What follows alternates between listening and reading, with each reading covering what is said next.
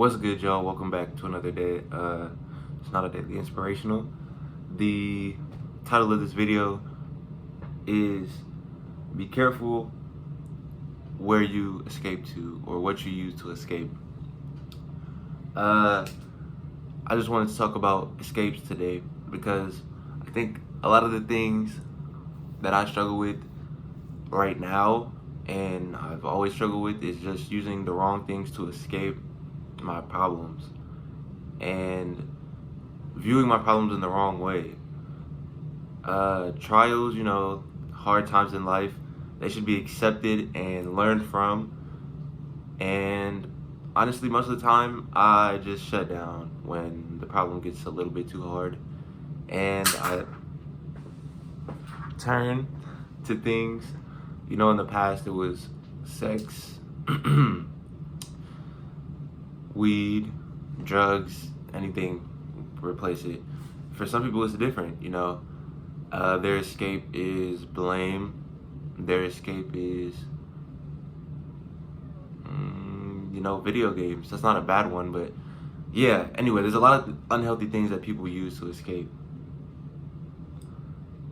But be careful what you use to escape, because if you don't choose like a positive thing that helps you to grow, or something that's just like kind of neutral, like video games, just sit aside, have some fun for a few hours, and chill with your bros or your gals, your hoes.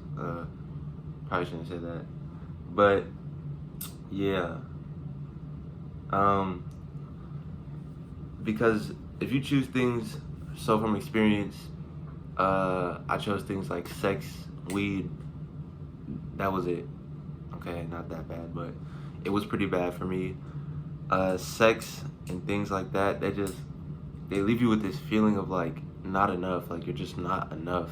And no matter how many times you try to escape from that feeling, you just kind of end up back at that feeling. And the problem with these escapes are, is like they work, they worked for a little bit, and once they stop working, I was just dumbfounded. I was like, dang, bro, like this really doesn't lead anywhere. I'm just right back worse than I started, basically feeling lonely. These people I had formed relationships with, they're gone. I don't speak to them, and sometimes it gets kind of hard. But anyway, yeah, this whole process of me like running away from my reality and using the wrong things as an escape, it just left me in a place of feeling like empty. I'm telling you, I know a lot of people smoke weed, but it robs you of like your joy and your just natural, like, what's the word? Natural ability to be like happy with life, just the way it is. When I was smoking, it was fun at first. It was just something goofy we did. Got real hungry, made jokes. It was cool. But eventually, it's like it just took over who we were. And I'm saying is like the group I was with. And I couldn't do it anymore. I had to let it go. So that's one of the I'm so thankful to God that even though I still struggle with temptation, I'm so thankful that God offers His grace. The same grace is available to you, no matter how far you fall off track. I just want you to know there's no such thing as off track, unless, well, yeah, I guess there is. But off track, I would say, is like when you lose the desire in your heart, to be on track. So if you have the desire to be on track, like, oh yeah, I want to follow God, I want to live out His purpose for my life. No matter where you go, what you do, eventually everything is gonna happen like for a reason, and teach you new skills, teach you new lessons about life, new things about yourself. And you'll be able to maybe, reach out to other people and help them through some similar things. But that's the problem with these things. The most popular ones like drugs, alcohol, sex, is that they work. They give you like a high or a good feeling for a pretty long time, and then by the time that it stops working, it kind of becomes your slave master. So be careful where you run to, because eventually that can become the place that you're enslaved in. And a great example is when the Jews were, Egypt, the Jews in Egypt. They went to Egypt. It was a promising land, good food. They had a friend that knew the Pharaoh, they had connections. It was a nice little hookup, a little area. And then the friend died and there was a new Pharaoh. Things changed and they had to go, and the new Pharaoh didn't know them. So basically the Jews became slaves in Egypt for, I'm not sure how long, don't quote me, I'm sorry.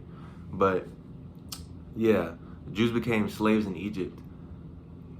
And through this whole process of them like getting led out of Egypt, if you're not getting it, Egypt is the analogy for where you're trying to escape to. So they were there for a while. It was cool, good food, good eats. But then eventually they lost their connection, and they became slaves, like they started having to do so much manual labor without the materials that they needed. And eventually, Moses led them out through the Red Sea. It was a miracle. But in the process, even the Jews themselves were saying, like, why did you bring us out here? Was it better for us to die in the desert than back in Egypt? At least they had graves in Egypt, you know what I'm saying? So I just want you to know that, like, the journey out of Egypt, out of your like escapee place, yeah, it's not gonna be easy. It's not easy at all. Trying to fight an addiction, trying to overcome insecurities that could have, been rooted in some of these situations, especially with like sex. If you use sex as like your escape, you can definitely become attached to the wrong people and attach your worth to those people as well. And it's just a bad cycle, One thing that some people use as an escape is blame. And I see it all the time, like people saying the system, blood, fuck the system, I can't get out, I'm stuck. Which I'm not saying, okay, don't take it, I'm not saying that like it's not hard to make it out of the hood, because it is very hard, but it's possible. And I think people just play and, they give their freedom away. When you blame somebody, you give them the keys to your freedom. You're saying like, oh, it's your responsibility to get me out of here. Like it's their fault, not mine. I don't have to do anything. So I just want you to be wary of that. When you blame people, you give them the keys to your freedom. It's not worth it.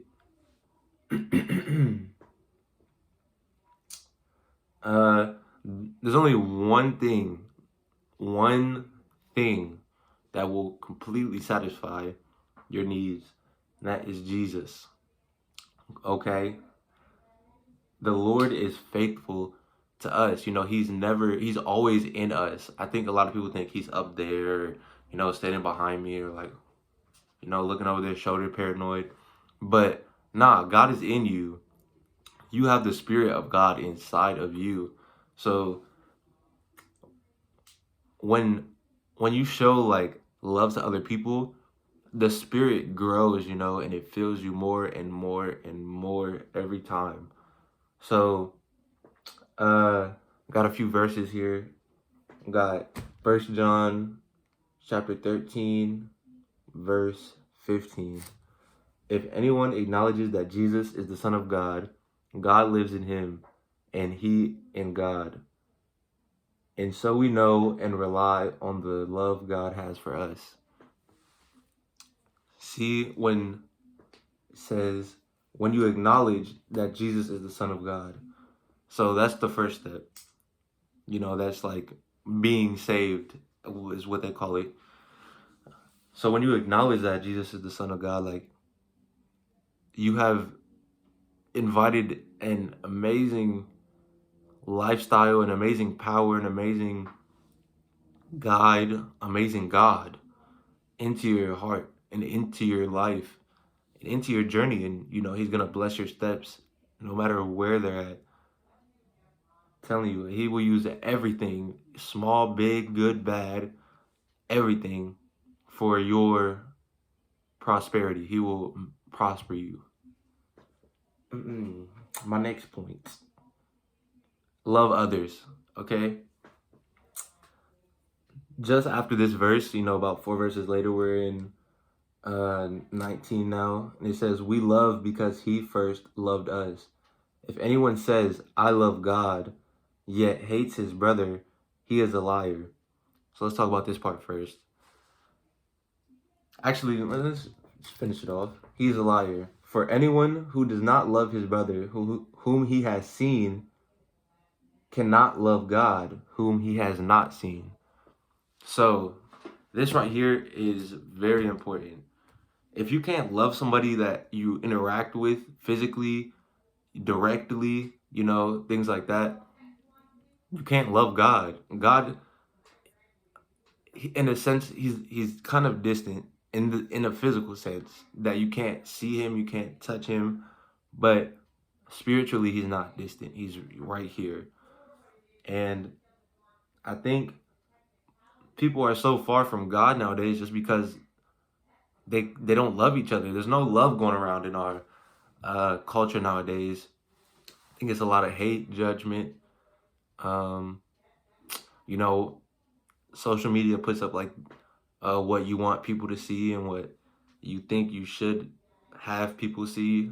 People like don't know how to just be themselves, you know, be human. Everybody has flaws, you know. It's cool. We're all here.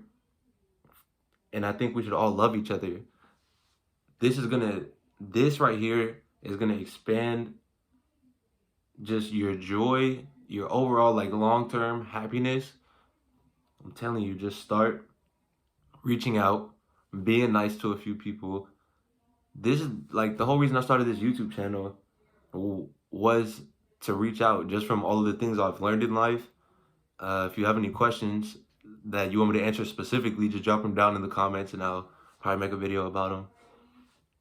But yeah, and we love, this is how it starts. We love because he loved us first.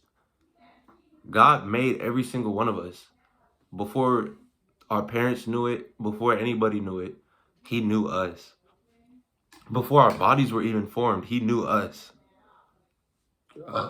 Ooh. Man, ooh. I'm so sorry. Yeah, so like I was saying, before our bodies were even formed, any of that, he knew and loved us. He still knows and loves you.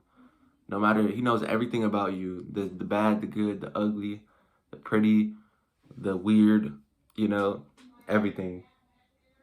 But yeah, we love because he first loved us. God loves us. And God is love. So he put that love in us. We need to share it. And when you share it, it's kind of like planting a seed.